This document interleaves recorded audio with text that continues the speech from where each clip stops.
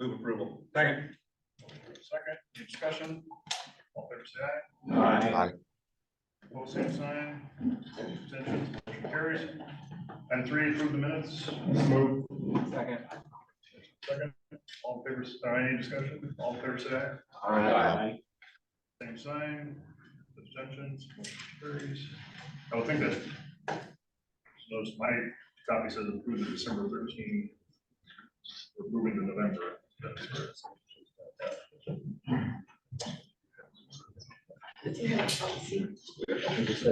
Move all of it. Well, anyway, we moved it. All right. Item 4, consent to vote on the financial statements. Yeah, the subcommittee met on Monday, reviewed the financial statement for November. Everything was fine, no issues, no changes, no concerns. Unanimously approved. Second. Motion is second. Any further discussion? All in favor say aye. Aye. Opposed, same sign. Abstentions, motion carries. Item 5, consent and vote on contracts and expenses bill. Thank you. We have 2 items for you here. The first one is a annual payment that we make to Caliber for our TransCAD license. That's in our budget, everything that's pretty straightforward. The second one is not necessarily a contract, it's just an acknowledgement and just to make you aware of something that we're pursuing. And this is to make a change from our current payroll provider, which is Velocity, to a new one, which is called Connectify HR. Connectify HR is not just a payroll company, they also do all the benefits administration, kind of a full service human resources management type of service there. So they do our payroll, our taxes, our benefits, our compensation, all that sort of thing would run through this if we go in this direction. The couple things that we stand to benefit from here is one, we just have a lot of issues with our current payroll company, and talking to some others that use them too. That's Agreed. sounds fun. This also, through the last year, we've had a lot of human resources related items that you might be aware of. And so this is something we've heard from some board members that we should pursue, having more of an HR type of service available to us. This would give us that. And that's included within the price that we get for them. So this isn't anything extra necessarily. And because they manage all of this stuff, we stand to save about $10,000 a year over what we're paying now with all these things included. So it's kind of a win-win across the board. We've had some staff. Tracy, send me that information. I will. Definitely. We've had staff that's worked with folks from this company in the past too and had good relationships and good experience. So we think this would be a good step forward. With that, that's what we have for you. Move approval. Second. Motion second. Any further discussion? I have one question. Do we have to go out for an RFP? So is this a services thing or how does that? No, and it's a low enough amount that we don't need to do that. Per any sort of procurement type of policies. I mean, we did reach out to others too. So we did, you know, if push comes to shove, we can show we did talk to some other firms that have quotes and stuff like that. Okay, I just want to make sure we're on perfect. So, thank you. All right. Any further discussion? All right, let's call for the vote. All in favor, say aye. Aye. Opposed, same sign. Abstentions, motion carries. Item 6, public comment on the MPO actions. I don't believe we have anybody here. So. All right. Item 7, report and vote on the executive director search. I'm going to walk through this, and then we'll have Cass Paul to provide a little information here as well. So again, as background, as many of you know, the search committee is comprised of the folks that are on the screen right now. And the policy committee asked that we engage a search consultant, and we've been working with Daimler and Company and to the top preliminarily. That was who the search committee recommended.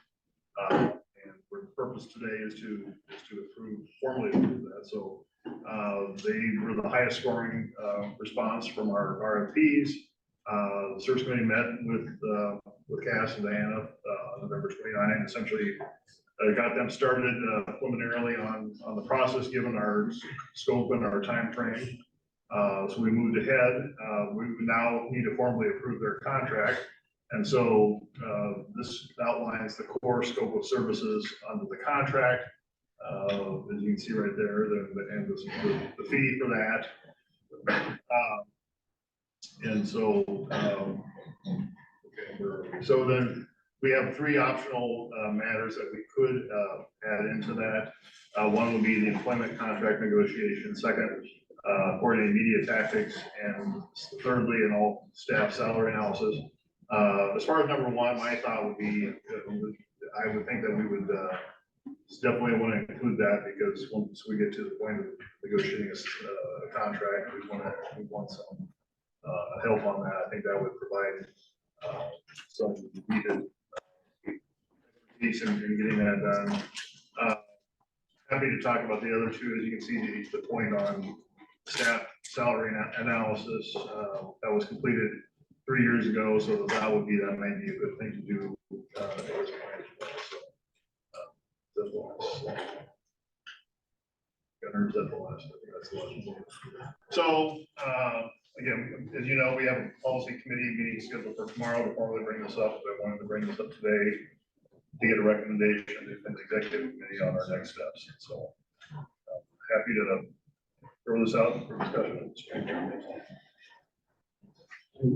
I will briefly mention that Scott reviewed it and a red line copy of you received the initial draft contract. Scott did review it and provide a couple of additional clauses, one a termination clause and another one just to make sure that they're abiding by employment laws. So without asking discriminatory questions as an example. Red line copies are here. I'm happy to pass those out to you. There's some special qualifications or skills that they're bringing with the negotiation that we can't do. Well, I think who's going to do that? There's no. None of us are. That's none of us. It's our full-time job. I think it would be helpful to at least have somebody that is more engaged on a regular basis. I know when we did a city manager search, that our city attorney did that type of negotiation. I don't know if that's in Scott's wheelhouse to do that, or, and what the cost is compared to having her do that, or I mean, I don't know, that's just, we've had to hire. Scott's sitting at review from a legal standpoint, but I think, Cass, do you want to just maybe outline what you can do? I know I'm putting you on the spot. No, so the benefits in working with us through contract negotiation is there's a lot of information that we capture through the interview process. And we get to know the candidates and build relationships on both sides. So there's information that we can bring to the process of contract negotiation and understanding the candidates. So that's +1. The other thing is that bringing neutral perspective in the contract negotiation is really important. So there's perspective that both sides have that sometimes makes it difficult in negotiation. So being able to advocate for both parties is really important in contract negotiation to make sure that you have a good resolution to contract negotiation so that there's a positive start, particularly when you have so many perspectives weighing into developing the contract, if that makes sense. Are you saying we're not neutral? What? I don't know. Yeah. So and whoever, part of the employment negotiation, I think just makes life easier for people. I have a question on the salary analysis. The way I read that was just the salary analysis for the executive director position, not for all staff positions, right? So 2 things. We have the executive director salary analysis built into the executive director search process. What's proposed in the all staff salary analysis is all of the rest of the positions. So we wanted to include the salary and benefit analysis for the executive director in the search process for that particular position to make sure that we had that knowledge and competitive analysis going out and posting this position. And then the all staff salary analysis was a request that came post from the process of putting together the contract. So. Yeah, I think that makes sense. I mean, at our city, we do it every other year. So it's not been done for 3 years. We're gonna have a new executive director, gets them started on the right foot. I think that makes a lot of sense. And this is something, as it notes there, in our policies and procedures manual that we all approve, we said we do this every 3 years, and we're in year 3. So we're gonna have to do it one way or another. It just seemed to make sense to have them while they're already out. contact you guys, different organizations to do it at the same time. It makes sense to me to go for 1 and 3. I don't know that we need 2.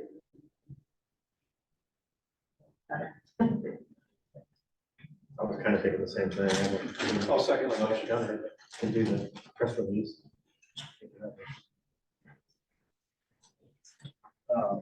Yeah, do you want, Cassie, you want to speak on it? At least speak to number 2, what that would include, just so we understand what we got to go with that. Sure. So the coordinated media tactics really was centered around making sure that, well, 2 things.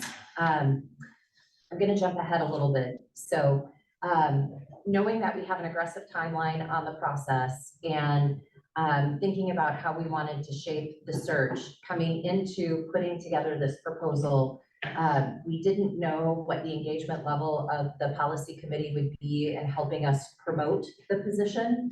And if you recall, in completing the survey, we had a question on there about through the policy committee, the staff, and engagement from the TTC in helping us promote the position. So the coordinated media tactics was positioning us as consultants and making sure we had a very coordinated effort with the press to be able to promote this position without knowing how the policy committee and team would help us promote the position.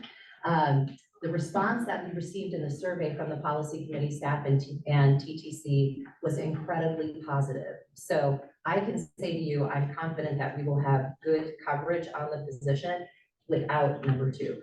So my advice to you would be not to do number 2, as long as you promise to do what you said you would do in the survey. So if you follow through, I'm down with not doing Was it. that not included in the original contract to do that? Not in the core set. All right. So the 30, essentially at 37.5, we've already expended essentially 5,000 for the initial steps.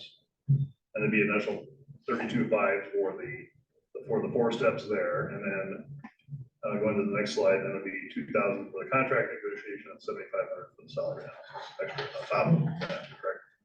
So about 50,000 total. Well, yeah, 47,000. I thought we spent, It's 37, it'd be 37.5 for the base, and then another 10 for 1 and 3 years, so 47,000. yeah, so. Well, There's 10. I'm just getting into the exact number. Okay, That's thanks. all. He's a restaurant guy. He's looking for tips. Closer to 50. It's well, it's right. Well, it's almost 50, but it's, Amazing. yes, it is. All right. So, I believe Stephanie had a motion and Joe did a second. Correct? I Any did. further discussion? The motion was for 1 and 3. Yes. 1 and 3. All right, so any further discussion, all in favor, then say aye. Aye. Opposed, same sign. Abstentions? All right, that carries. Mr. Chairman, so, Mr. Chairman, Yes. tomorrow on the policy board meeting, can we talk through exactly, these are our recommendations of 1 and 3. I'm sure our consultant will be there to say to really repeat exactly what she just said. Just want to make sure that for the policy board meeting tomorrow, there's transparency in the fact that we just are simply recommending 1 and 3. Because I think there's some confusion between policy and exactly what we're doing with policy board members from some of them. That we're just recommending 1 and 3 based off our consultant. Yeah. We'll make sure that comes up. And Gas will be there tomorrow. Because I just plan to call in tomorrow, because I anticipate the meeting to be short. But if there's gonna be lengthy discussion on why we did this, I can show up in person. I know that's just a decision on my part, but I don't want to get into where we were at with people who fly in at 9 and second guess our decisions here and then don't show up at future meetings to discuss about having the same reaction. So I just want to make sure even our consultants not recommending number 2. Right. That'll come up tomorrow. Okay. The said Gas will be available tomorrow for the full policy. Is that the only item on the agenda? Because I don't remember. The first 3 items on this agenda are on that. Okay. Okay. Yeah, we also. All right, then item 8, that would be a report and vote on the search committee decision making authority. Okay. So I'm gonna reference a lot of pieces here all together at one time. And I promised Joe that we wouldn't have a lot of handouts on paper. So Gunner's gonna help me navigate everything we're gonna touch on here. So I'm gonna stand up if that's okay. So the three things that I want to draw your attention to, again, talking about our aggressive timeline with the search process and some of the work we already have underway, along with the decision-making authority. The decision-making authority for the search committee is really important because if you go back to our scope of work that's in the contract and take a look at step 1 and step 2, both of these steps will actually be completed by January 8th. And those are critical because it's shaping the job description and the job posting. In order for us to meet a potential April 1st start date for the new executive director, we have to be able to post the position for the executive director by January 8th, which gives us a 3-week post time for having this position public to be able to accept applications. So we wanted to be fully transparent with the process and honor, to your point of making sure that everybody fully understands every step we are taking along this way and has an ability to weigh in, ask questions, and build trust along this process as well. So we wanted to lay out what the critical decisions are in the search process and make sure that everyone is comfortable with what we need to do to be effective. So here is what we have going on, and Gunnar, thank you for putting the note up above. This is a really simplified version of all of the work that is happening right now. So here in December, what we are working on, we're capturing the insights and completing research. So again, talking about the surveys we have underway. We have the survey that we shared with the policy committee, with staff, and with the TTC. So we have all of that information coming in. We're starting to do that analysis right now. The surveys don't actually close until the 14th. We were able to get those out very quickly. We had them out the day of our last meeting, or the day after, the day that the search committee met. So we moved very quickly with that. We also have the salary analysis survey out and happening right now too. And actually, Mayor Andeweg, you have my note on that. I think we've gotten 17 responses already to our salary analysis, and 2 of those responses are from regional peers. So we've gotten a great response to our salary analysis, and we're working on that along the way. Also in December, we'll be working on updating the job description and getting the posting developed. So as I mentioned, in January, we'll post and publicize the job opportunity. We're also working in creating that list of where it will be posted and what those timelines are to make sure that we get good coverage on the position. February, we have the dates identified for selecting those candidates and interviewing the finalists with the goal of being able to present the finalists and make an offer in alignment with your February policy committee meeting, which is Valentine's Day. Or the 15th, the day after Valentine's Day. You know, the finals will be interviewed on Valentine's. So we'll be feeling some love. And then in March, we'll be doing contract negotiations again with an executive director start date on April 1st. A lot of this is all as we look at the timeline and as you look at the month of March, what industry standard is showing is that most executive directors, if they're leaving a position and coming to a new position, are giving around a 30-day notice. And our survey is showing that consistently along the way. So that March 1st timeline is going, again, there's so many dominoes that are lining up in this process, that timeline is critical. So we have a proposal here that the search committee has considered and recommended forward. So what we have on the left side of the screen is what all of the critical decisions are that we need to make in order to move this forward in a timely basis. We need to approve the job description, approval of the posted salary, proposed salary range, the job posting, approval of the interview process and the questions selected as the finalists for the interviews, recommendation of the finalists, approval of the finalists in the preliminary offer, contract negotiations, and then of course, acceptance of the contract with the finalists. And then what you can see we have on the right side of the recommendation is authorities that we are recommended be granted to the search committee, and then where the policy committee should weigh in with final approval. So this would give us a way that we can navigate this process effectively and still meet our timelines. Now, what we have committed to in the survey as well, when we announced the survey and we shared with the committee, is regular communication. So as I have all of these things up here, at a minimum, you can expect an update from the search committee following our meetings and monthly as part of the regular policy committee meeting. So as we're drafting the job description and putting all of these pieces together, we aren't going to put it out there blindly. We are going to be sharing these things along the way.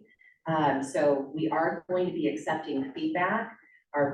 But what we need is the authority from the policy committee to be able to move without convening a meeting for permission to move forward. Because it's hard to get everyone together. So we are going to be sharing things along the way. We just are hoping we don't have to convene a meeting, if that makes sense. So I'm going to pause for 1 second. We can go back, Gunnar, to the decision-making authorities. Share with me your thoughts. Does this seem reasonable? Okay, I'm all for having the search committee take this on, and that's why we hired you, and that's great. The one thing that gives me the concern is the search committee is going to be selecting the finalists, kind of, interviewing them and making a decision recommendation without any policy or technical committee input, which if you ask everybody for input, it's going to be a nightmare, and I get that. Is there any way that you can make those interviews with the finalists, if they're in person or if they're on Zoom, give the people, policy and technical, an opportunity to sit in, not participate, but just sit in and listen? Or if on Zoom, they can participate on Zoom, but not, you don't want to have a chat going. It's sort of like it's a meeting more held in public than a public meeting, is what I'm saying. I think it would go a long way for me anyway to know that the transparency is there. Sure. So a couple of things. Let me go back and talk about interview process for 1 second. As the candidates come in, what our process will be, and this is a critical role for Diana, when we build this process, and this is why your input, again, we're going to go back to that survey, which is really important. And once we get through processing all of that information, there's a report that we will give back to you. We will be vetting these candidates as they come in, and we will be responsive to those candidates immediately. And part of having the schedule that's really important is when we recognize a candidate meets all of the qualifications for the position, part of our responsiveness is we are going to be asking them to hold the 13th and the 14th on their calendar as the potential for being invited to an in-person interview. So the interview that they have with the search committee will be in person. They won't be on Zoom, unless for some strange circumstance, they're not able to be here in person. Now, not every candidate that we deem qualified will be invited to an in-person interview. We're just asking them to hold that time on their calendar, so we make sure, because of the timeline, the candidates are available. So once we do the full vetting of the candidates, and then Diana will actually do a screening interview with those candidates via Zoom. So we will have that vetting with them. Then after the position closes, we will put together a candidate analysis report of all the candidates that we've met with. So we'll have an analysis of the candidates that didn't meet the qualifications. So we'll be able to say, kind of going to be a little sarcastic here and say, and here's the pool of the Subway sandwich makers, right? That apply kind of blindly, because you get those pool of candidates that just apply for the position and don't meet the basic qualifications. Here were the ones that met some of the qualifications, but not all of the qualifications. And then here are the folks that we are recommending forward that the search committee should give good consideration to. We are scheduled to meet with the search committee on February 5th to review that candidate analysis report. And then the search committee will be able to determine who they want to invite into the interview process for those in-person interviews. So that's the analysis part of meeting in person. Everybody has had the opportunity to submit questions they'd like to see considered for the interview process. That is something that we will share as part of full transparency, what the interview questions will be for the candidates. But we have to be able to share that with confidentiality so the questions don't get out in advance. As far as how we host the interview process, Mayor Andwig, that's a question I'd love to have weigh in. Having observers in the in-person interview, it's not something I'm opposed to. I think the big question is in observing the interviews, do those folks evaluate the candidates and provide feedback?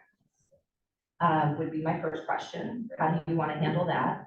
And then as an observer, when you observe the interview, if you're not providing feedback, if the search committee moves forward in a way that you don't agree with, then how does that impact the process? From what you just laid out, I don't think everybody needs to be in the interview process, the initial thing. What I would be interested in, and I'm not gonna be here, so it doesn't really matter, I guess, but I think, is that I get it. the February 5th, where you present everything in detail to the search committee, that kind of detail. Unless you want to go through exactly the same thing with the policy committee, it would give me comfort to hear what's said, what was vetted, who was,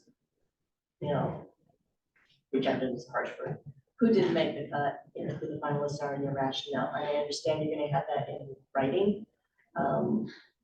But I would like the opportunity to hear the discussion, not to participate in it, but if that search committee meeting can be held on Zoom, and people can call in if they choose to call in, not to participate in a lot of chat, and that's why you have the search committee, we're giving them the authority to do this.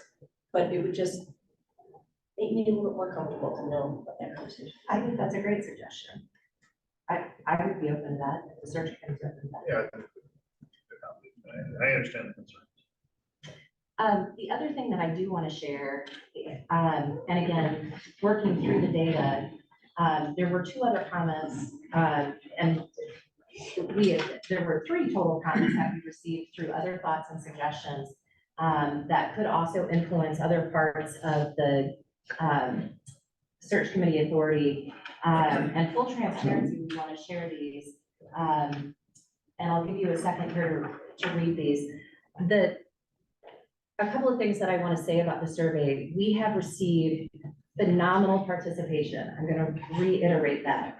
And the information that we have received through the survey has been qualitative and constructive.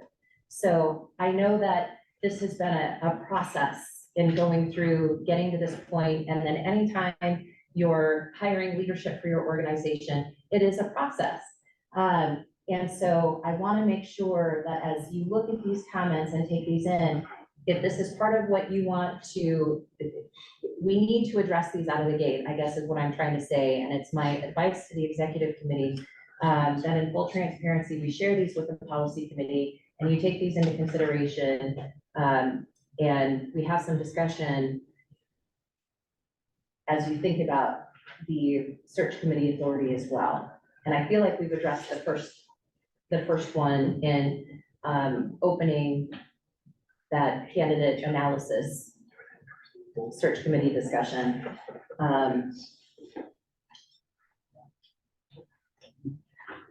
Having the policy committee meet the candidates for representation for more evenly diverse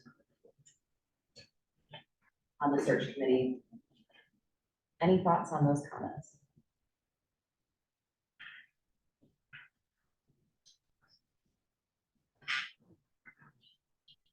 I guess I'll jump back. I do support where Stephanie's headed with this because there is some of that within the group, period. I have some comfort that you're telling us you're going to share the job description, that salary range at least some communication, so we're aware of it before it gets published. We have an idea of what's going on. Not that we're going to weigh in or make any changes, but it does give an opportunity if somebody has a concern that they could call Bob and say, hey, what are we doing here? Explain this to me, which gives that opportunity for some level of input. Now, I'm not saying in the committee piece. I do support that middle one that you have up there on the board.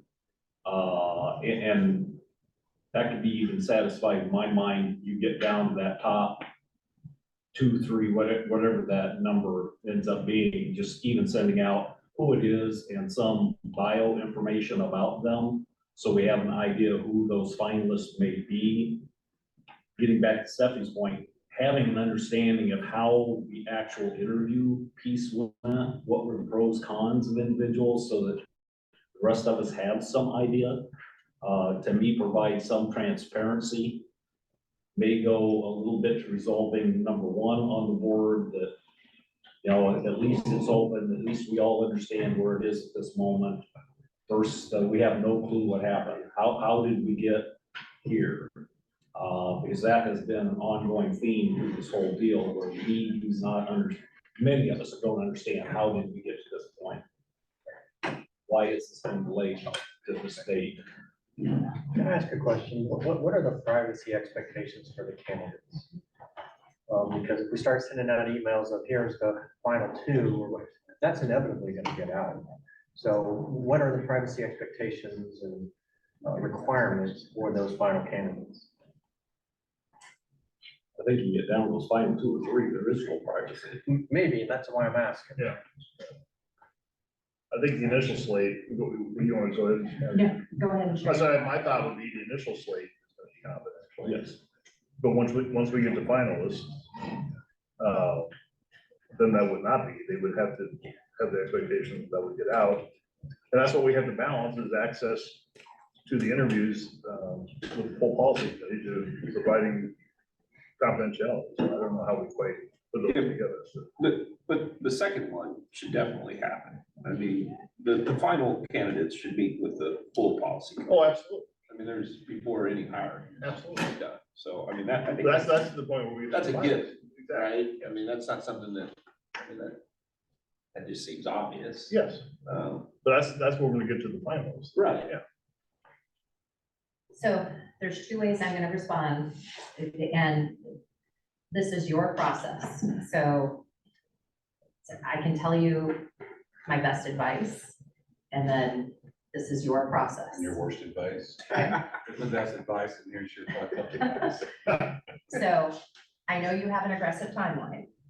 So having the candidates meet the policy committee is going to impact timeline. Unless we can get the committee, unless we can have the candidates here for that policy committee meeting. So that's step number 1, and then it impacts being able to make the offer. So, issue number 2 is if we impact timeline, we run the risk of losing candidates, because then the process gets longer. The third thing is, once people know who your candidates are, we also run the risk of them being recruited away, which happens a lot. So my best advice to you is the tighter we can keep the process, the higher likelihood we have of being successful. So what if we since interviews are scheduled for February 13th and 14th, so what if we reserve rooms around the metro? Once the interviews are done for the finalists, that they go to those rooms and policy board members can stop by for an hour or 2 to visit with them, since they're in town already. I love that idea. My third thing for you is if we do kind of a networking meet and greet. And this, you're paying me to be hard on you, You right? want to be here, you want to be there, don't you? You've got to be there. If the committee doesn't show up in full force, you're sending a message. You are sending the message. And then we run the risk of people withdrawing from the process, because I'm not showing up on the 14th. Yeah. I can promise you that. Anywhere other than my restaurant. So if you expect me to be somewhere on February 14th, I can't commit to that. the other kind of trick to this is too, and again, I'm putting all the cards on the table, right?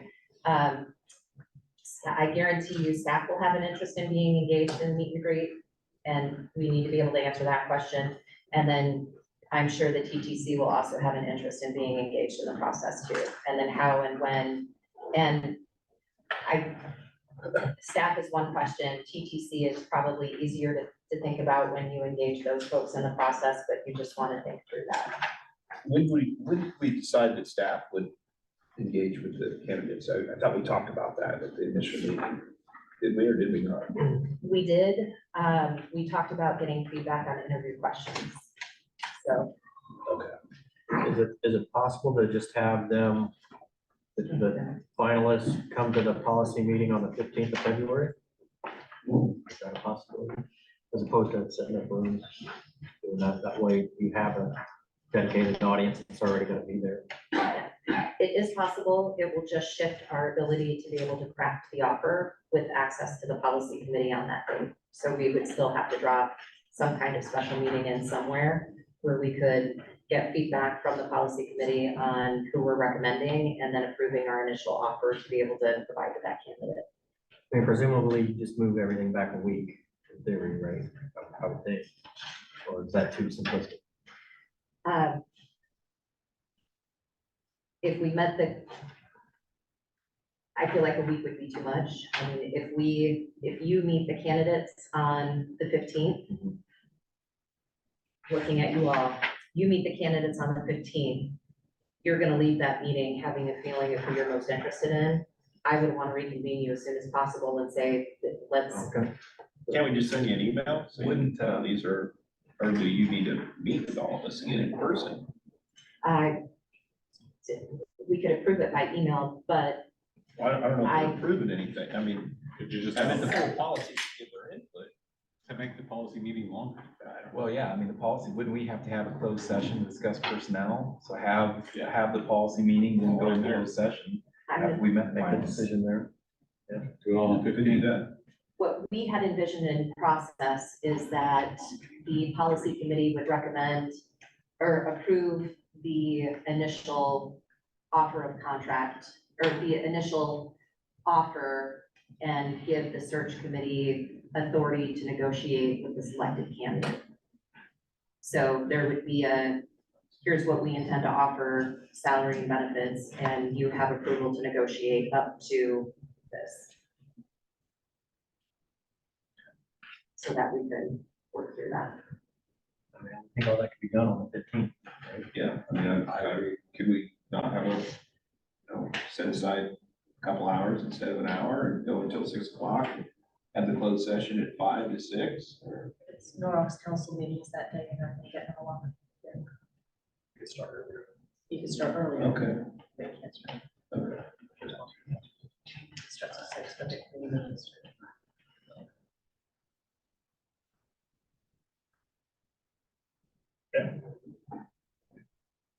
I'm free. We have to do it early.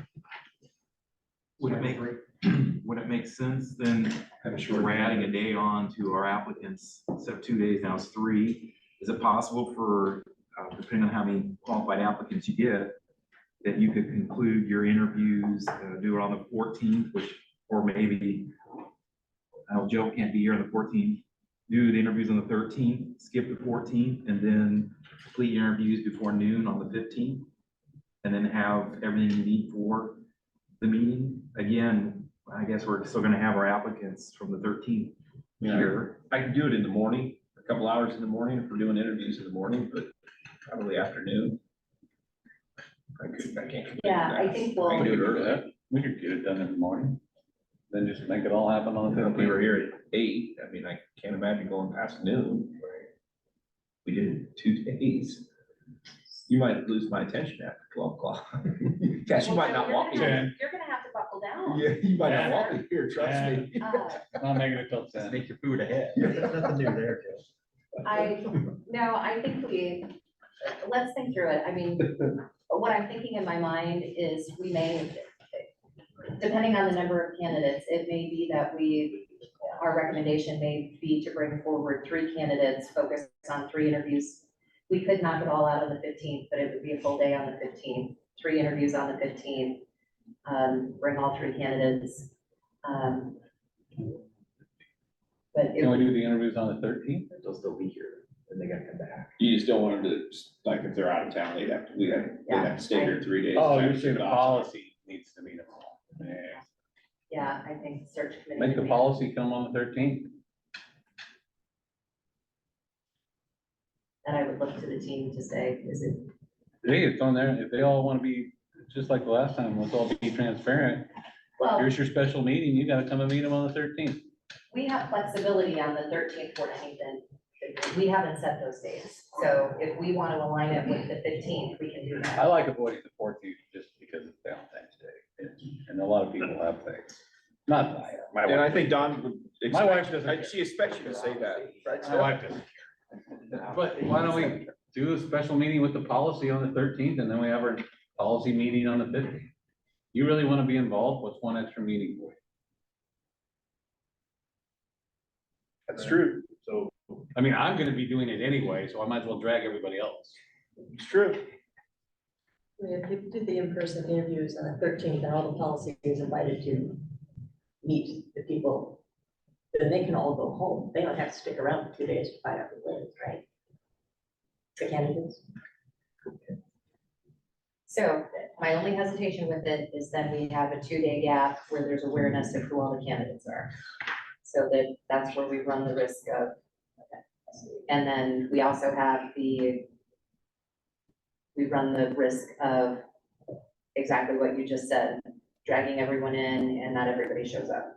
It's on them. But that's on them. I mean, if that I don't have a happens, But it's an impression of the Yeah. MPO, and what impression do you want to make on potential new executive director? I'm not Policy, concerned you about know, that. people show up in person. I didn't hear that. maybe a handful.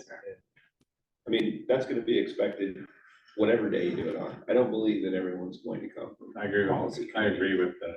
I think there Then- might be a handful of people that. So I'm gonna challenge you a little bit. Okay. If not everybody's gonna come, then why are we doing it? Well, Because there are a handful of us that do want to participate and do want to be a part of the process. there you go. There you go. There's your answer. So we're back to. Then how do we include the handful in a way that, That's what we're discussing right now. Well, are we back to my suggestion that on the 5th and the 13th, you say if people want to come down? to the analysis? How long is your interview piece? If it's 3 people, are we talking 2-3 hours per person? What? Probably, I would say an hour for the actual interview, an hour to 90 minutes, depending on the questions we land on. Could it all be done on the 15th? That was my question. If there's three candidates, yes. Because then you could do that, you have your discussion, policy meets, Yeah, just do it you all in one have a day. broader audience. Exactly. I'm okay with that They too. can be introduced, the 16th, you make your decision. I'm all for cutting out meetings. No, that's why I was thinking we have flexibility on those dates if we can do it all on the 15th. That's what I would push That for. would be my suggestion. The opportunity's there, and quite frankly, you'd have a captured audience for the, because we're having our policy meeting anyhow. Can't disagree.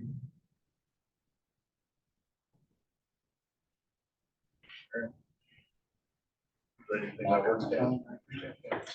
I think if we, I can't imagine trying to get it to do more than probably 3. As I say, I think three would be the max. Right. Yes, I agree. Your process will probably be Yeah, moving okay, out too. drastically. typically that's what we aim for. It's just sometimes when we get into the discussion of the candidate analysis, you have those folks that are on the fence where you're like, Yes. maybe we should just see how they interview goes. So, you'll be letting everybody know who applies that the 15th would be the only day we're gonna be doing interviews.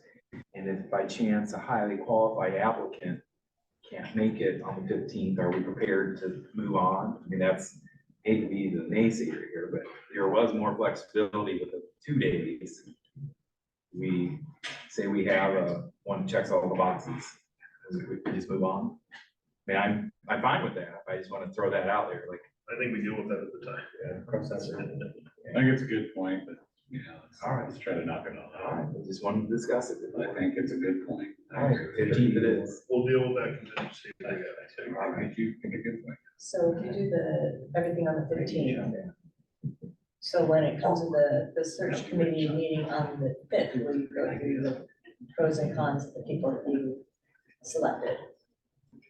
If that's not going to be, are people still going to be invited to listen to that?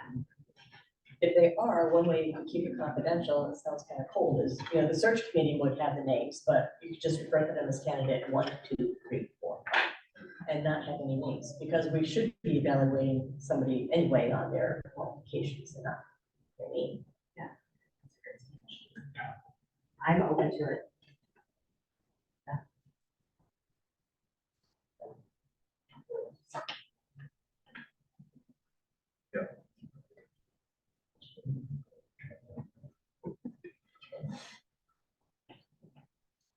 So where are we at? What are we doing? I don't know. Do it all on the 15th. Here's where we're at. Just tell me what. Yeah, Tell that's what you me what you want me to be. Let's Let's go put it on our back to calendar. so Tracy, what just we're send me going to something. do. Block off the We're 15th. comfortable with the search committee authorities with the following caveats. We will invite the policy committee members who are interested to sit in on the candidate analysis report out on February 5th. And then we will move the interviews to February 15th. And so I don't think it impacts any of the decision-making authorities. We just need to add that to the discussion of where the policy committee will be engaged. And the handful that show up on the 5th, they're obviously gonna give us their input and we're gonna take it and they'll be basically part of the search committee if they show up. I was That's thinking- okay. We don't care. But I was thinking, just have Zoom, you can have people come, but it's not an interactive meeting. They're not members of this. They're like the members of the public that sit in the back. And they listen. So it just keeps everybody accountable, keeps everything transparent. If they want to know the rationale in more detail of who was accepted and to move forward and who wasn't, then that is their opportunity. But it's not to be a member of the search committee. And I'm saying the easiest way to do it would be Zoom. If you choose to, you can participate by calling in on Zoom, but you're not going to be chatting if this is the search committee process. Either way, I'll take your input. It's not like, well, you need to sit in the corner and not say anything. You're part of the policy. Yeah. So I feel like if you or Lynn would have a question or concern, I want to hear it. I don't want you just to sit quietly over there. I want to hear your input or anyone else in the policy committee. Because the last thing I want to do is get to the policy committee and then you guys, chime in and we didn't, I just think if we're gonna be transparent, we're gonna take your input from the very beginning. There's only going to be a handful of people that want to participate that aren't on this search committee, and I want to take their input at that point. I don't know how everyone else feels about it. Agree 100%. I think we'd be silly Speak not up, to I do want to that. hear it, yes. But I don't know if I would offer, if I gotta be here in person, then I expect anyone from the policy committee to be here in person. I don't think the Zoom thing flies for me. If I've asked to give up my time and some policy committees want to participate, then you better show up. That's just me. And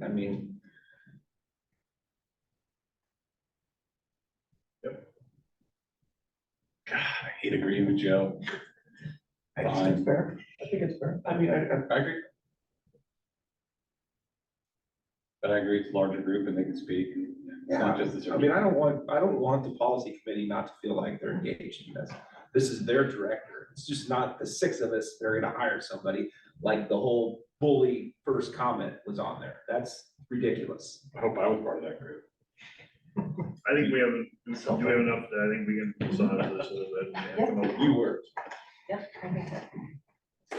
all-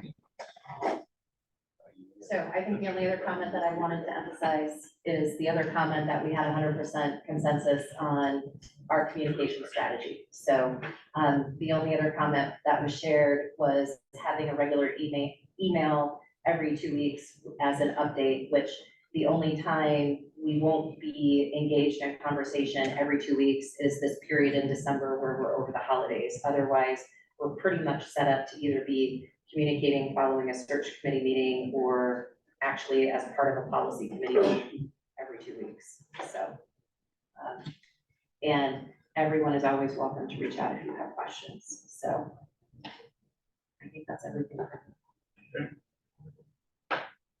Thank you. All right, Yeah. Good work. so with that,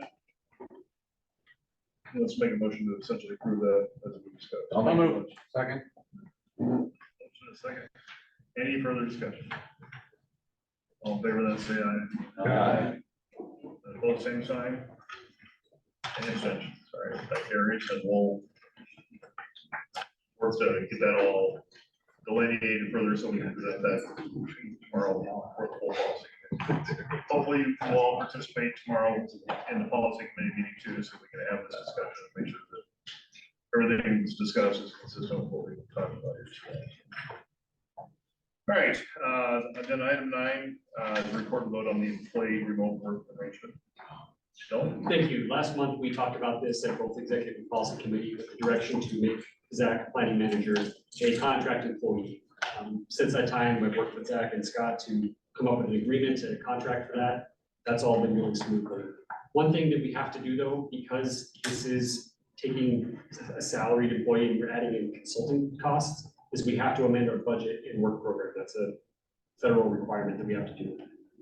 So because we have kind of an expedited process we need to go through now to do this, this was the last meeting we can get this done before Zach's current contract or agreement expires. I sent all this, put the agreement together with the work program amendment together, sent that off to Federal Highway, Federal Transit, and IODOT for them to review.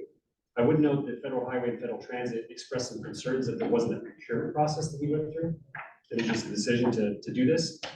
However, we can alleviate any concerns they have by just funding Zach with local funds. And our budget is set up that we have more than enough capacity in order to do that. So when this agenda item was put together on Friday, because we just learned that on Friday, we still weren't quite sure on this, but since that time, that's been a little more resolved.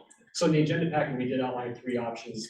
If that was going to be a concern, because one, local funds, we didn't know if that was an option necessarily. And we didn't want to necessarily dig ourselves into more of a hole by taking reserve funds if we had to get into that. That's not the case though. Like I said, we have enough capacity. The other options are we can just continue on with what we have now, extend that remote work, or we can go up for an RFP. But again, we think that option 1 is basically get you what you wanted to do last month when we met. Any questions about that part so far? So just a question, just some clarification. So Zach's gonna work on a long-range transportation plan. Is he still, we're gonna pay contracting fee, and he's still going to be an employee of MPO? No, it will, at the end of the month, he will cease being a salaried employee of the MPO. He will become a consultant. So are you looking to hire someone that can kind of tag team with him, so we know, someone else knows how to do that? Or are you going to look to know how to do the long-range transportation plan, or I mean, how there's does that work? there are others that know how to do that. I mean, Zach will still be with us to be able to carry that forward. I don't think we are in a, you tell me, but I'm in a position, I don't think where I can hire staff. I would want a permanent director to do that. Okay. So that's been my operating assumption is not to hire additional staff until that's all figured out. Okay. But to your point, we would have other staff, well, we'll be working on the long range plan too. I've done it before, Zach's done it before, Andrew's done it before. We've all. So you guys gone through that. He will because just- I was under the He will understanding just be the manager. that Zach's the only guy that's ever done it. No, he's just in the middle of it. He's the person that's, we would have to heavily rearrange some stuff to make that happen. Okay. And it's not just the long range plan. He also has a lot of other critical things he's working on that, particularly the TIP and the SDBG funds that would hold all you up for doing projects if. Right. If we had to. So he's still going to do So he. all of those things? Yes, And and that's it's worked not out, right? everything he was doing previously. We did kind of limit it to, here's 5 core things he's going to continue with. 5 core things. I'm assuming he's still going to be doing the water trails piece. Yep, so it'll be the federal reimbursements for both the MPO's normal operations, but also the special contracts like water trails, those kind of contracts we have. It'll be the TIP and SDBG process. It'll be the long range transportation plan. It'll be managing the Safe Streets for All contract. And that's we have a consultant doing the plan, so it's not doing the plan, it's just managing that contract and working with consultants. And the other piece that we put in there is transition, making a transition plan for all those duties to someone else, kind of to your point. You can kind of write, here's the book on what you need to do to manage the tip and all those kind of things. So those are the 5 key things. We should have some operational stability planning within a succession plan. And that needs to be developed in future. People should be cross-trained to be able to pick up any piece, because something can happen to any one of us at any moment. That we can't afford to continue like this, just have somebody step away from the organization and lose all that institutional knowledge and capability and things we may never recover. That should never happen to us again. Well, I agree. sounds like you already have it covered, because he's in the middle of it, right? Right, he's in the middle of it. We could get We're by, already there. it would just bog down everything, and if this opportunity is available. He's halfway through the race and we don't want to stop that, but it sounds like. If not for the position, the situation with the director, I think this wouldn't be this wouldn't be the case, but that's So you got over the hurdle with federal highway as far as the consultant piece. correct. Yeah, we're over that. As long as we don't use any sort of federal funds for this, those procurement requirements don't apply to us. So we can do whatever we want with that. And so that's a nice learning experience. So we're doing that with local money then? We'll do that with local. Pleasant Hill money. We have Assessment dollars. with There assessment probably dollars. is enough in the Pleasant Hill money to pay what we're talking about. Zach wouldn't even say no. Dang it, we're gonna go down through the money. I think he'd still say no. Because that does concern me, that's a piece of this, is taking money out of. Right. Another pot, if you will, versus just extending the current work agreement through the end of next year, when all of these things should be resolved. If the only hurdle there is the handbook, then waive that for 1 year. This is a temporary work arrangement. I don't know, you didn't sit through 5 meetings for a handbook, not to follow. it. Yes, I did. Oh, you did? And you I won't was put it sitting on, there across the table from and you you. won't put it on the shelf? Okay, well, I'm not saying that at all. And with the option we have there, that local funds, it doesn't, whether we do this contract arrangement or we continue that, it has the same effect on the budget. So either way, we're good there. he's getting paid the same, right? Good with the point we got right here. Okay. And how much are we tapping into reserves for this? There would be no tapping into reserves for this. No, we have, just to roughly explain it, to draw down our federal funds that are available to us, we have about $1.2 million of federal funds that we can use for our operation. We have to match that with 20% match, that's $300,000. We have more like $600,000 that we collect through local assessments and so forth. So we have more than enough that this isn't a concern to draw down all this money. What about the benefits? Is he not getting any more benefits at the end of the year? No, we kind of took what he was getting salary and benefits wise, made that an hourly rate and essentially paying that. So there's pretty cost neutral to us. And that's on him to figure out health insurance and that's what we're doing. And I would know, I don't want to speak for Zach. I think you're okay with all this arrangement that we talked about. Okay. It's always nice to ask him. Yeah, hey. I've Since talked you're to sitting him on a that lot. resolution. So given that, if you go to the next slide, we still need to amend the work program to make sure this is all kosher and while we approve it here, we still send it to the DOT. They don't approve anything, but they have to have it on record. That way it matches up with the reimbursements we get them and so forth. While we're at this and amending the budget already, there's a couple other unrelated things that we thought we might as well take care of as well, based on past actions of the board. Last month, we increased the funding for the data bike pavement analysis by about $10,000, so we added that into the budget. There was, based on the handbook that was done in August, as well as the transload facility agreement change in August, we put those changes in there as well. The handbook changed some of the paid time off, which affects salary, rates and so forth. And then the transload agreement removed the funding we anticipated from that. So there are some changes budget wise, but these are things we would have to address anyway. We thought, let's just take care of them now. I can, With that, that's what we have for you. If there's any questions, we have to take it. We'll present this tomorrow to the board as well. We need a motion to approve option 1. I'll make that motion. second. Option 1. Motion second, any further discussion? All in favor, say aye. Aye. Pose same sign, abstentions, that carries. All right, item 10 is report and optional vote on the Grimes track assessment. So, Thank you. This is a interesting new item for us. Some of you may be aware of this. It's been percolating for a couple of years, but we wanted to bring it to your attention now. I also want to introduce Amanda Martin. Amanda Martin is the rail director with Iowa DOT. She's on Zoom here, so Amanda, if you have anything you want to jump in with, feel free to do so. But a couple of years ago, I think it's spring of 2022, Amanda approached us saying they were reached out that this Railroad Development Corporation, who owns Iowa Interstate Railroad, that's the line that comes right through the middle of downtown Moines, approached them about the Grimes Line track. And so this is the line that starts just west of downtown and shoots up to Grimes, as the name implies, and you can see it on the map. That line is owned by Norfolk Southern, but it's operated by the Iowa Interstate Railroad. And my understanding is that Norfolk Southern is considering selling that line because it has maybe one train a day or a week on it. Iowa Interstate would be interested in purchasing that line from them, but they want to make sure that there's adequate business there. The interesting thing is Railroad Development Corporation also owns a company called Pop-Up Metro, who runs passenger rail service on underutilized freight lines. And as kind of mentioned, their model is basically to lease out everything one would need to run passenger rail over a couple-year period to show whether it's viable.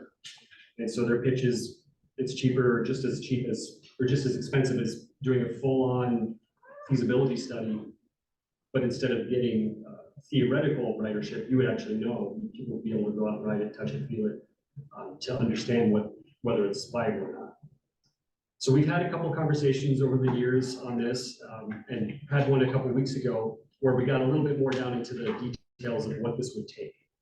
So that line that runs up from Grimes is, like I said, largely underutilized, although when it does hit the mainline track, they would have to build about 2.5 miles of track into downtown.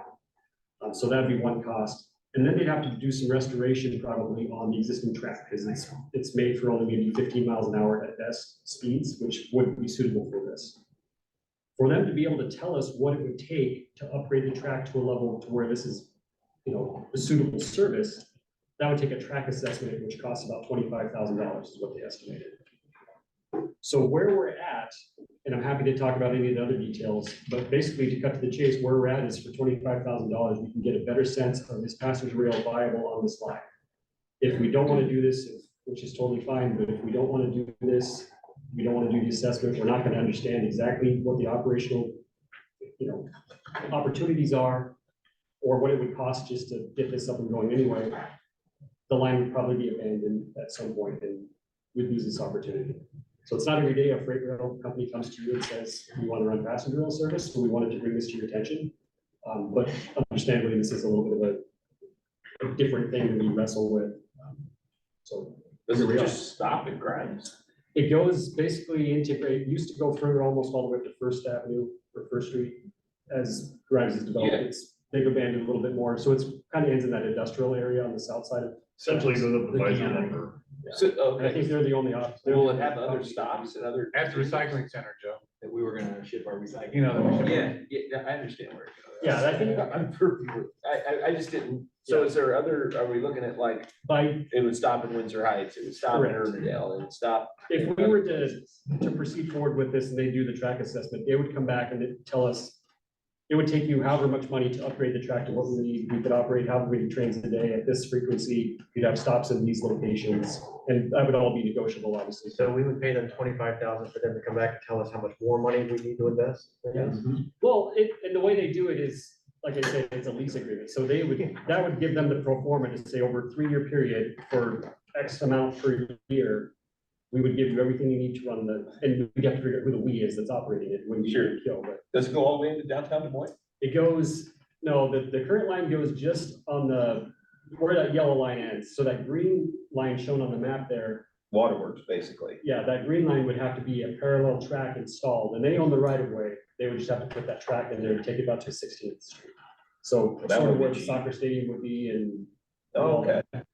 So there's a lot of, You mean the proposed The proposed soccer soccer stadium that isn't funded? correct. Okay. So there's a lot of opportunity, especially real estate opportunity developments in there as well. So, I'll go ahead. I sound confused. So RDC wants the NPO pay for a study to tell them whether they're necessary? And maybe Amanda, I think you were starting to talk there too, so feel free to jump in if Yeah. I'm not. Yeah, so there is another line in the state that's been studied. So I'm not sure how many of you are familiar, but from Iowa City to North Liberty, there has been a study on the Karandic line. There's been some additional interest in studying it for other types of modes. So they're working through that right now. But that would be a similar sort of commuter type of line. It might have different type of equipment, but it would be a low frequency freight line that would be converted to passenger. This one, they don't anticipate, if they could convert it to having passenger and freight, they would try to commit to continuing service for their freight company, the one service provider, one agency they're providing service to. But the thing that would be nice is to at least determine if it's something that's feasible. And that's what the folks over in the MPOJC have been doing. And so that's kind of where all this discussion kind of led was, is the Des Moines Metro interested in looking at this line? And like Dylan mentioned, you don't have freight companies approaching you very often. It's very few and far between, and possibly maybe never, that a freight company will say, hey, are you interested in utilizing this? And so if there's a decision to not move forward with this, then the line might go away altogether. So we thought we would at least propose it and bring it to the group for discussion. And Iowa DOT would be interested in helping support that. We just have to determine if we have funding that is feasible to help support that study. So, okay, so I'm still confused.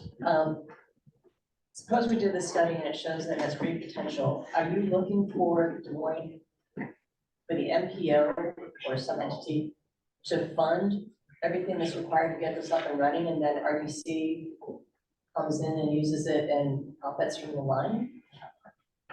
I don't understand what exactly you're looking at. I understand you're looking at whether this would be feasible. So a transit, ideally, some sort of entity would run it, similar to what happens in other parts of the country. So RDC would be a partner in that to bring the equipment in and the other infrastructure that would be needed. But yes, the locals would have to make a decision if that's something that they would want to fund after the feasibility was determined. And then there would have to be some sort of way of running it. There might be examples around the country that are different than that, but that is one option. I think it's a great one to shove the policy. I mean, we can talk about it all we want, but there's gonna be tons of conversation about it. There's no federal dollars that we can get for this? I mean, you would think that. We could, so that's where this comes into play is if we wanted to pursue rail transit or passenger rail on something like this, you'd have to go through a years-long, maybe decade-long study and just that whole process. What they're saying is for a couple of years, they can just give us everything we need to run the service to see if it works. And then if it does work, then we can start pursuing, because this would all be temporary. The track would be made permanent, but the stations and everything would be more temporary. So then we can start to look at what would it take to make this more permanent. Have we engaged like Grimes and these cities to see if they even have an interest in this? I mean, When this first came up a couple of years ago, it was right before the DC trip, and so this was when Elizabeth the Dark was still there. She and I were able to talk with a lot of different entities, and everyone's, yeah, we're interested in learning more, but that's all the part of the conversation is done. So this is I guess this is the first time we've had more of a decision point in place to know, do we want to step up and invest in this potentially as far as studying it? I'd move it just to move it to policy because we're gonna have this conversation again. I think it'd be interesting before we get second. I think it'd be interesting. I think I heard Amanda mention that DOT would be looking for funding for this. So ultimately, they could be coming up with $25,000, and maybe MPO wouldn't even have to participate. Right, and that's what I guess I'd ask today is this something worth pursuing? And if it is, should the MPO be involved? And this gets back to our decision tree. There's really nobody else that kind of fits, so it kind of makes sense that we look at this. But if this is something that's of interest, give us the authority to work with the DOT to figure out how do we fundraise this $25,000. And hopefully it wouldn't have to come from the MPO. We can work with, like I said, local real estate companies that might have a vested interest along the line to see what potential is, ideas like that. Then we can come back in January or at a later date. Here we can do this. We've got the package in place to fund that $25,000 to get us to the next step. I don't think the MPO should take a lead role in this, nor do I think we should be expending our resources, given the things we have coming and a new executive director. Given that Grimes just walked away from DART claiming he only had 7 paratransit, 6 other writers, $645,000 it's costing them. For us to take on the burden of another long-term thing when we can't even solve DART's funding shortfalls today. And to me, this just splits that one more level. So I don't think we should be pursuing it at all. You said it, Lynn, I didn't say it, right? I'm fine with the MPO, looking, as long as we're not spending the 25,000. I don't know why the MPO would have to spend 25,000. I mean, whether that's the DOT or other entities is fine, but I don't think that should be coming out of our pocket. The policies we don't want to talk about it, just send it to policy, let them shoot it down. Seems like the decision tree says, let's shoot it to policy. It's a transportation issue. Yeah. No, it's not on the agenda for tomorrow. I could raise it under other items, but We need to, it's not, I didn't, maybe you can tell me, they've been talking to us for a couple of years. I think waiting another month isn't gonna hurt anything. I think the policy would love to hear that. why don't we put it on, let's put it on the regular January policy. January policy. I think Hilton, that's did you have a all. question for me? I couldn't hear. There was some paper shuffling. No, No, I was asking, I don't think they're gonna mind if we wait a month to bring this to our full. No, I think we'd be okay if you guys decided you needed to wait a month. Typically how partnerships with us work, if it's not a statewide initiative, for instance, so like if it's not a service that's going to impact multiple counties, multiple communities, that sort of thing with these passenger rail types of efforts. We usually like to have the locals have some skin in the game, for lack of a better term. So I don't know that we would necessarily fund it fully 25,000, but that could be very well be a discussion item that I can take back to my leadership. But also, I just wanted to bring that to your attention because that's typically how these sorts of things work. If it was something that was going completely across the state, it would be a different sort of thing. Or if it was an initiative that we would be administering or leading, it would be a different discussion. But we can definitely talk about whatever sorts of things you guys want to talk about, and I can run that up the chain. Yeah, I'll work on that and bring this back in January. All right, item 11 is the Football Hard Highway update. Gunnar.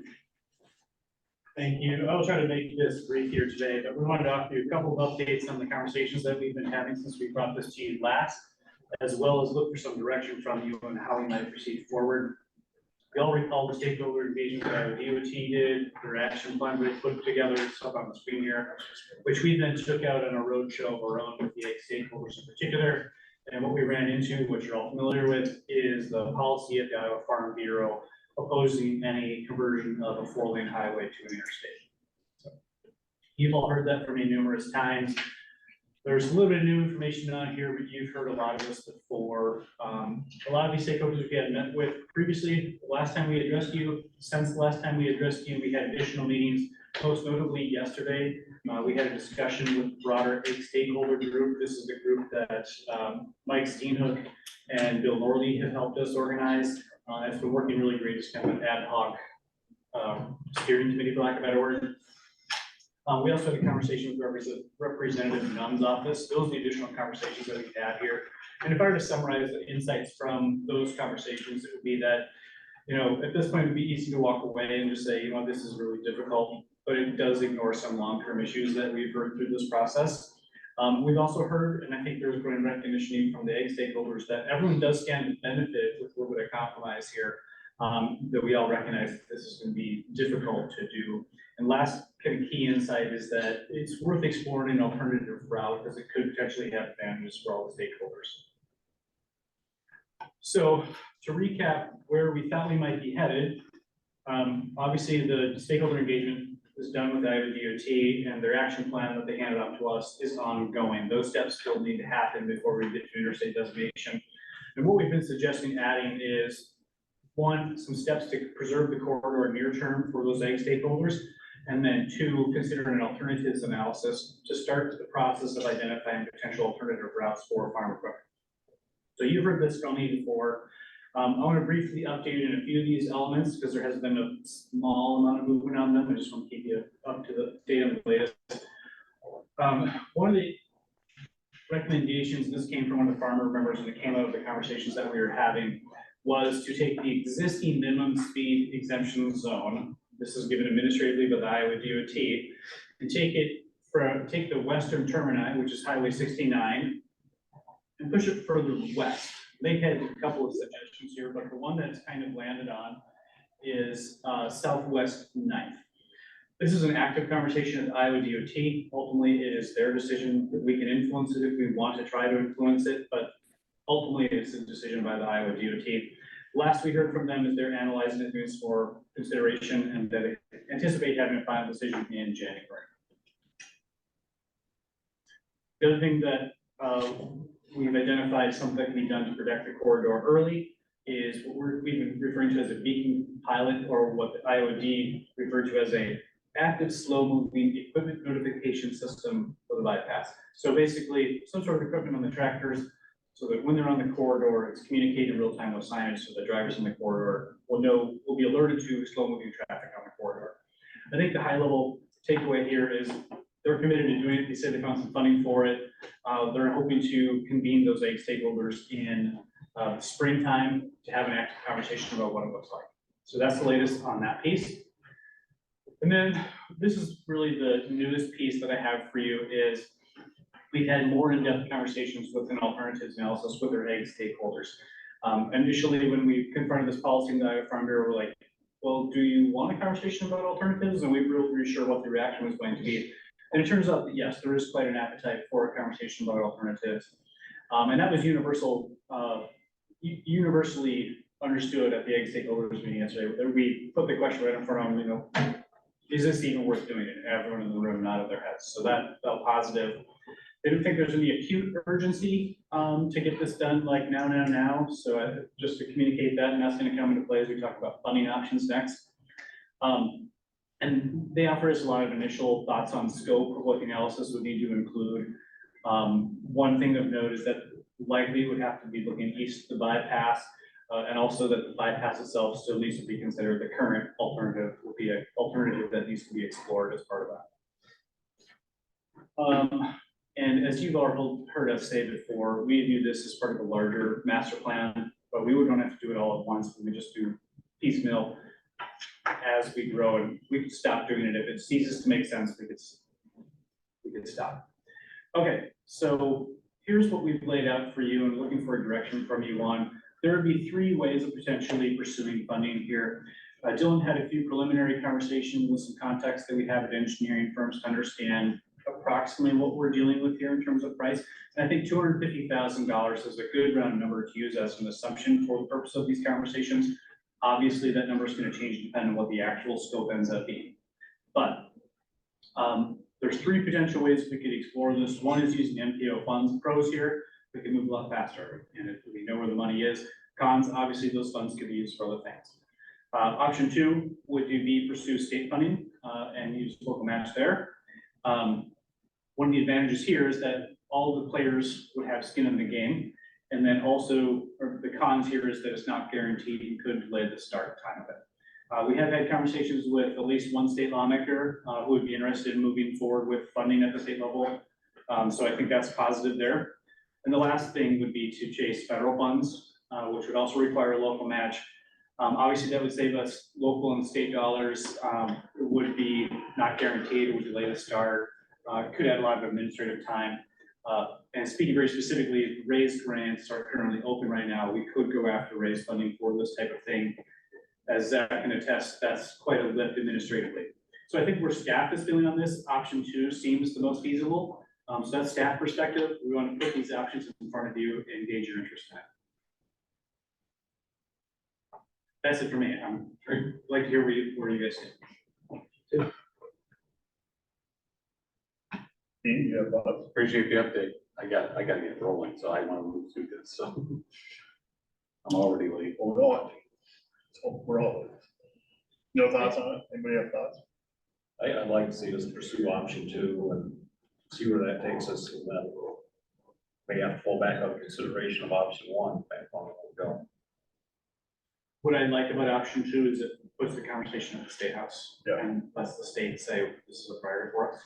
And I think that's an opportunity for us to, and it becomes a venue for them to have conversations with the right stakeholders, right? Is this something important? And the other thing I want to do is, I think what we started to hear from the stakeholders is they view the corridor as a temporary, short-term solution. But I don't think it's fully sunk in how urgent, or I don't know if they feel an urgency to look at it yet, even though in this room, we understand that if they can assume they have 10 years left on the corridor, that is just a blink of an eye and transportation planning timeline. So if that is a serious issue that needs to be addressed, we need to start now. So.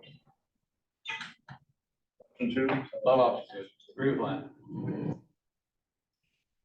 Great. So just so you know, probably you won't hear about this for a few more months yet. We'll be working with the right stakeholders, putting things together in a funding package. It'll probably be springtime before you hear from us. You're always welcome to reach out to staff if you have any questions about it.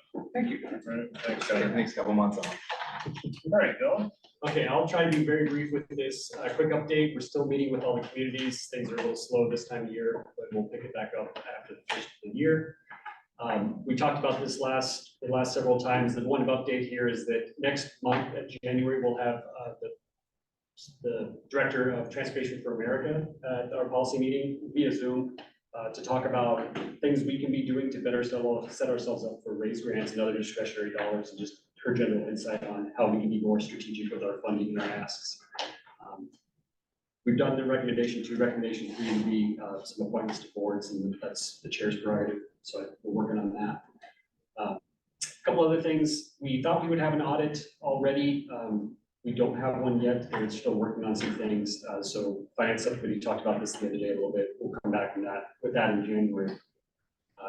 We're getting representatives for the next calendar year put forward, and I do want to acknowledge that we will have at least one change on the executive committee, and that is, I think probably this is Mayor O'Connor's last meeting on the executive committee, and will be replaced with Mayor Elrod from Finance.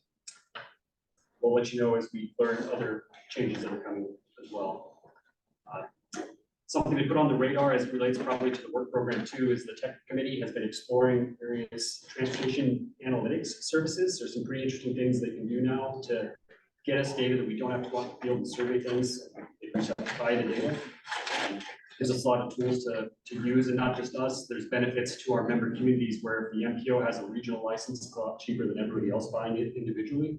So that's something we're starting to explore, and we'll be on the lookout for that down the line.